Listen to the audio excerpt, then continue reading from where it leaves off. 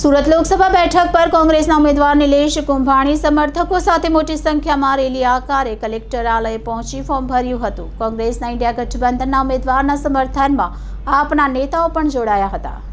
લોકસભાની ચૂંટણીની જાહેરાત થઈ ગઈ છે। ગુજરાતમાં ત્રીજા તબક્કામાં મતદાન થનાર હોય 19મી સુધી ફોર્મ ભરી શકાય તેમ છે। ત્યારે સુરત લોકસભા બેઠકના કોંગ્રેસના ઉમેદવાર નિલેશ કુંભાણીએ ગુરુવારે 18મી એપ્રિલના રોજ સમર્થકો સાથે રેલી આકારે સુરત કલેક્ટરાલયે પહોંચી ફોર્મ ભર્યું હતું। આ સમયે નિલેશ કુંભાણી સાથે મોટી સંખ્યામાં કોંગ્રેસ અને આપના નેતાઓ કાર્યકરો સહિતના જોડાયા હતા અને નિલેશ કુંભાણી સહિતનાઓએ આ વખતે ચૂંટણીમાં જીતનો હુંકાર કર્યો હતો।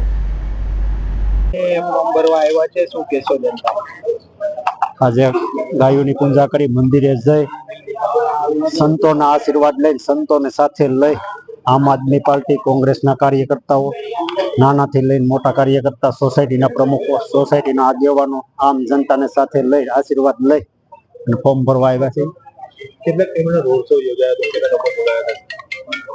લોકો સ્વયંભૂ બહુ મોટી સંખ્યામાં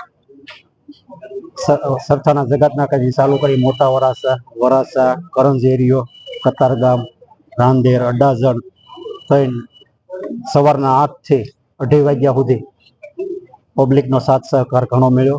સાથે રહ્યા અત્યારે ફોર્મ ભરવાનો પૂરો ટાઈમ થઈ ગયો છે। લોકો સાથે રહ્યા છે અને આ વખતે ઇન્ડિયા ગઠબંધનની સરકાર બને છે એમાં કોઈ બે મત નથી।